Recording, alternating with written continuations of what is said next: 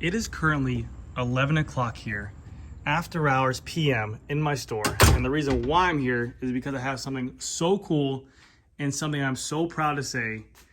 And it's something I had to share with you guys tonight. I just received it today and it's a pre-production frame.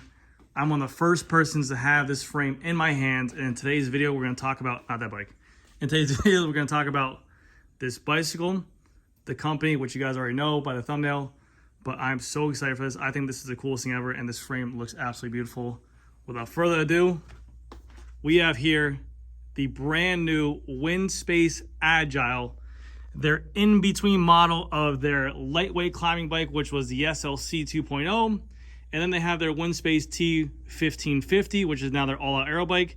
This bicycle is literally right dead smack in the middle. If you don't want to pick or choose between the both of them, you have the best of both worlds. You have a lightweight aero road bike right here. And in today's video, we're going to talk about everything in this bike, all the features on it, what they changed on it, which is a lot of good things. Talk about what I noticed on the frame. Talk about pricing as well. I will weigh it at the end as well. And then I don't know release dates yet. Like I mentioned, I believe they only made 4 of these. And they wanted me to say this so that way you guys know this is a pre-production frame. So some of the paint, like right here, wasn't finished correctly properly, but I thought that it was so cool that they reached out to me to ask me if I wanted one of these beforehand. I've never had that on my channel. I never had that in anything. So kudos, mad respect to WinSpace. They've been a partner with this channel for so long. I sell them in my store because I like their product. I think they do a really good job with their wheels and a really good job with their frame set for a different price point and what they give out. So this frame right here, I call it my toasted marshmallow. It's much more almondy. I know it's coming off a little bit more mustard yellow in here, but it's much more like a toasted marshmallow on the color.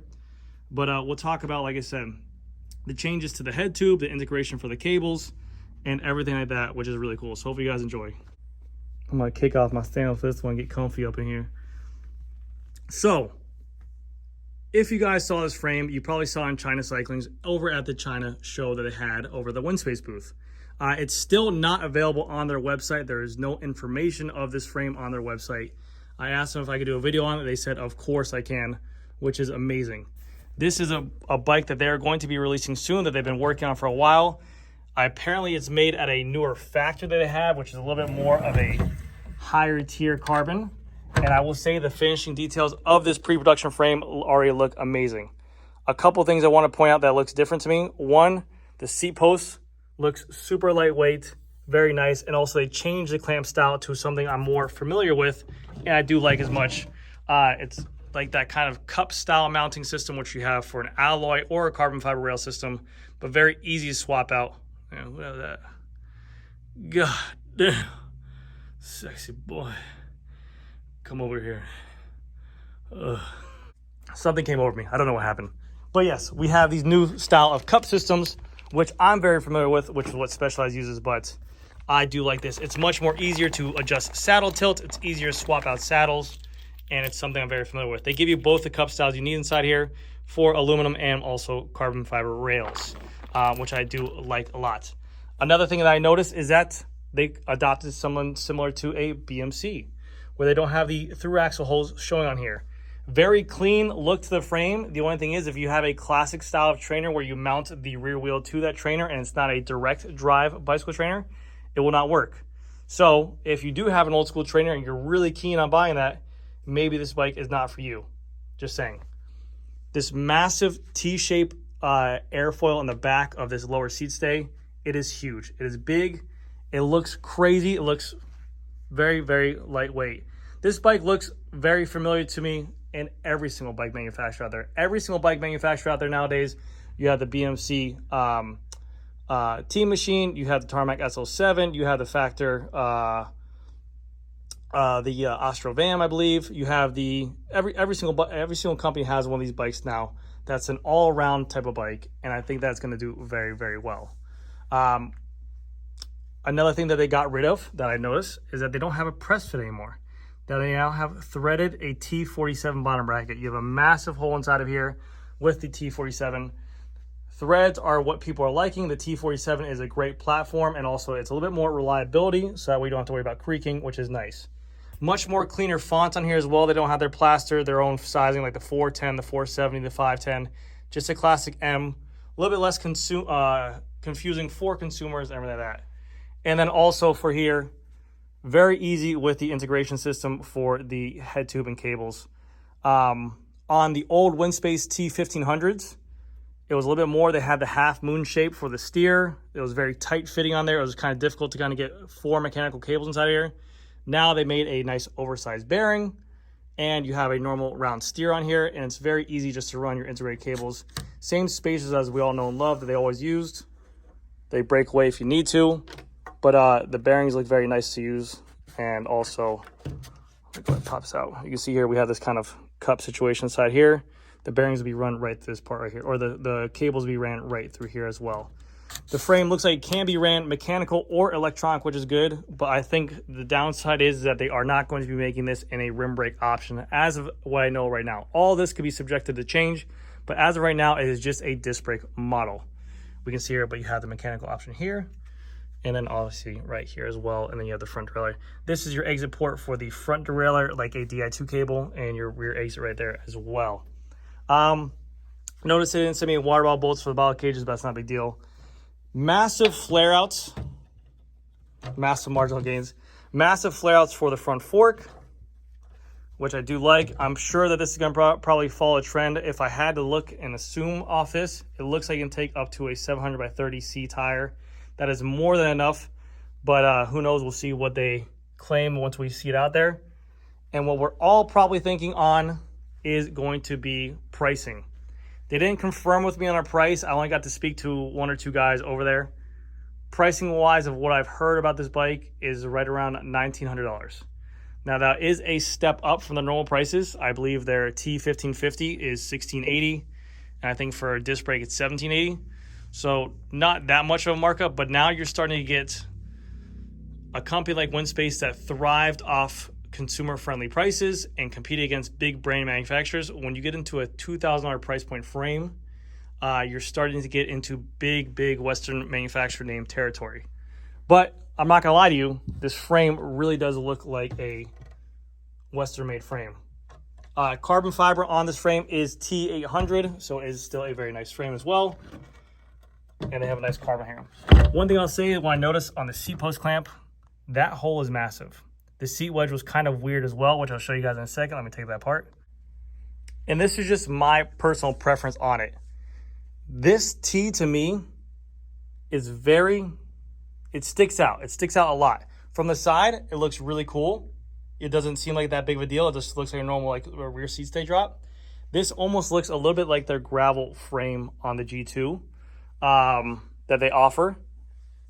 And it just kind of looks like it kind of like goes down and up and right there. It's just, to me, it sticks out a little bit to me. It might be just because of the fact that I'm not used to this. I'm not used to this look on here.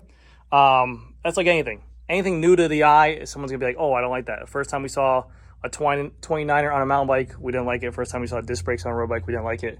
This, to me, I have not seen this on road bikes yet. I'm sure it's going to add aerodynamics. I do think that this bike in general, in the future with this company, this is just my presumption, is that this will probably replace the SLC 2.0 because of the fact that this is a very lightweight climbing bike, which we will lay in just a second, but also you get aero benefits to it, just like anything. They're making these climbing bikes super lightweight with some kind of aero benefit, and everyone's always knows this, that the aerodynamics do make a difference on this bike, which is always nice. I don't know if they have a matching bar and stem that's going to come with it, just like the T1550 that they offer. They have a bar and stem that you can add to it. I don't know if that frame's going to work with it or whatever. Also, this head tube cap, which I believe is going to be the top head tube cap, it is bulky. I don't like the look of this. Even if I wanted to slam this stem on here, I think I need to run this one regardless because of it's the last one. So even if you were just to run this thing slammed, you still have this kind of like turtle hump right here. I think they could have done a little bit better job with a flatter spacer on there to go ahead and make that work pretty well. But yeah, it looks just kind of, that should be a little bit flatter on there. But all in all, first impression of this bike, I think it looks really good. I think the finishing quality of the paint on here looks really nice. The finishing quality of the frame, the curvature of the bike, the bearings, the inside of the head tube. even for this fork right here, we kind of have this routed to the side guide right here for the front cable to come through. The carbon fiber looks really nice in here. Here's the internal of the frame. I do like the change to the head tube to allow cables a little bit easier access on here. The finishing for the bearing cups look very nice. They sit very flush. And best of all, I do like the added benefit of the threaded bottom bracket, the T47. I think that is just going to be a better, reliable BB system for this bike. And it will cause less problems for manufacturers down the road. Not only will it make consumers a little bit happy, but you don't have to worry as much with a threaded as long as you grease it right. You can see beautiful carbon fiber inside of here. Beautiful carbon fiber inside of here. If I was to take a little telescope and shove it down there, you guys would be like, wow, it's carbon fiber. I'd be like, yeah, it is. And you guys would be like, wow, that's great news. And we'd be like, yeah, it is. All right, now for the weight. I'm going to do 2 weight systems with this. I'm going to do just the bare frame hanging up. Yes, it has a braze on adapter on there. Yes, it has the rail hanger on there. But that is it. We're going to do just the frame on here.